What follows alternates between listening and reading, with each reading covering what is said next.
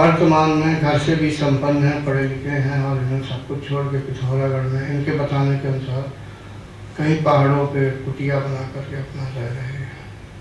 पहले तो बड़ी परेशानी थी, अब कुटिया पक्की हो गई, आसपास के गाँव वाले ने कर दिया है।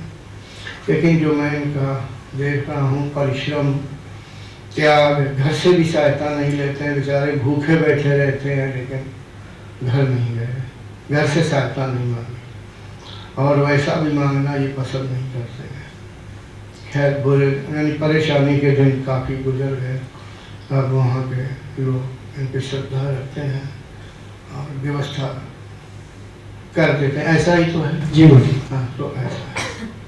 तो मैंने ये सोचा कि ये मैं इन्हें ऐसे समझता हूँ कि घर भी छोड़ दिया, धन अर्जित करने का समय है, नहीं नौकरी का समय आया तो नौकरी नहीं, इधर उधर धक्के खाते रहे गुरुओं के पास। अब हाँ, इनके मनपसंद गुरु नहीं मिले होंगे, जो इन्हें चाहिए वो गुरु इन्हें नहीं दे सके। जो भी बात हो अब ये जाने और उनके गुरु जाने, इसमें मुझे नहीं पढ़ना। तो मैंने ऐसा सोचा कि क्यों ना इनकी और योग्यता आगे बढ़ा दें। ये इन्होंने सब कुछ घर का त्याग तो कर ही दिया है और इस वेश में आ गए हैं। मैं तो यही चाहता हूँ कि भाई आगे चल के अब मेरे जैसे तो बन पाना जरा मुश्किल है, देखो मैं नहीं कह पाऊँगा। फिर भी इतने योग्य तो हो ही जाना चाहिए कि आप सब समाज में नए साथियों का आप कुछ कल्याण कर सके। ऐसी मेरी सोच। क्या आप बताएंगे? कि आप सोच के बताइए। जी जी बोलिए। आप बोलते जाइए, मैं पानी पी रहा हूँ लेकिन आपकी बात सुन रहा हूँ। हाँ नहीं, आप क्या सोचते हैं? खुल के बोलिए। ये तो मैंने बोला, खुल के बोलिए। क्या आप समाज का कल्याण करना चाहते हैं? जी बोलिए। मेरा दबाव नहीं है, ना मैं रिक्वेस्ट करता हूँ ना आदेश देता हूँ, दोनों बातें। जी बोलिए। मेरा आदेश है, करना चाहते हैं। बस। देखो अभी मेरी निगाह में आप कम साधना कर रहे हैं, क्योंकि आपने सब कुछ छोड़ दिया, सिर्फ अकेले रहे। 6 घंटा पर्याप्त नहीं। मेरे से शिक्षा लो। मैं आश्रम में जब अपनी गुरु माता के रहता था 18 घंटे साधना करता था। 1.5 घंटे ये मंत्र जाप, 3-4 मंत्र होते थे और मतलब बहुत कठोरता से प्राणायाम। प्राणायाम को मैं बहुत ज़्यादा नहीं कहूँगा क्योंकि आगे परिणाम थोड़ा दूसरा होता, उस सिद्धियों के लिए होता। उन्हें कोई भारी कुंभक लगाना उसकी ज़रूरत नहीं है मेरे मार्गदर्शन में। हाँ, मैं आपकी योग्यता धीरे धीरे, अभी नहीं, धीरे धीरे ब्रह्मरंध्र खुलने की बनाऊंगा। इसके पहले सही बात तो ये है कि जितने कोई भी मार्गदर्शक हो, कम से कम उसकी योग्यता ब्रह्मरंध्र खुली होनी चाहिए।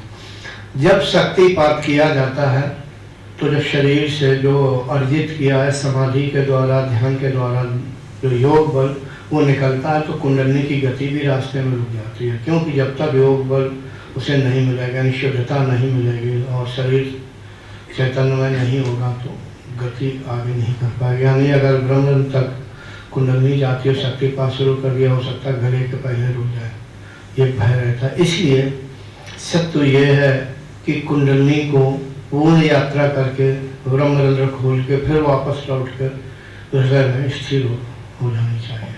यानी जो उसका स्वरूप अग्नि तत्व का है, पूर्ण यात्रा करके जब स्थिर होगी तो स्वरूप बदल देती है। यानी वायु तत्व में विलीन हो, वायु तत्व के रूप वाली हो जाती है और सारे शरीर में विलीन हो जाती है। पहले तो जब तक अग्नि तत्व में रहती है तो मूलाधार से सुषुम्ना के सारे ऊपर चढ़ती हुई ब्रह्मरंध्र द्वार तक जाती है, तीर की तरह 90 डिग्री का कोण बनाते हुए फिर आगे की ओर मुड़ती हुई यहाँ से होते हुए। अभी यहाँ चक्र है, वो 2 चक्र और बढ़ जाते हैं उसके लिए। फिर यहाँ पर घूम के ऐसी वो वाला मार्ग नहीं, रीढ़ वाला मार्ग नहीं, आगे का मार्ग अपना के गले के दूसरे मार्ग से होकर हृदय से होकर यहाँ पर। इसके लिए काफ़ी समय, कई साल गुजारने पड़ते हैं। तो तब तक तुम्हें चुप्पी शायद साध लो, इसलिए ब्रह्मरंध्र तक की खोलने अभी नहीं, धीरे धीरे धीरे धीरे। उसके लिए मैं ये भी देखूंगा कि आप कितना अभ्यास करते हैं। 6 घंटे का अभ्यास से मैं संतुष्ट नहीं, कम से कम, क्योंकि तुम्हें कुछ करना नहीं, सिर्फ खाना बनाना है। हाँ, कभी कभार हो सकता है कि आपको यही खाने पीने की चीज़ें या और ज़रूरत की चीज़ें लेने के लिए कभी जाना पड़े, उस दिन कम हो जाए साधना, कोई बात नहीं, क्योंकि आप जो वस्तुएं जो ज़रूरत है तो मार्केट तक या कहीं जहाँ भी मिलती हो जाना ही पड़ेगा। और फिर आप तो काफ़ी दूर रहते हैं बस्ती से, जंगल में रहते हैं, ठीक है।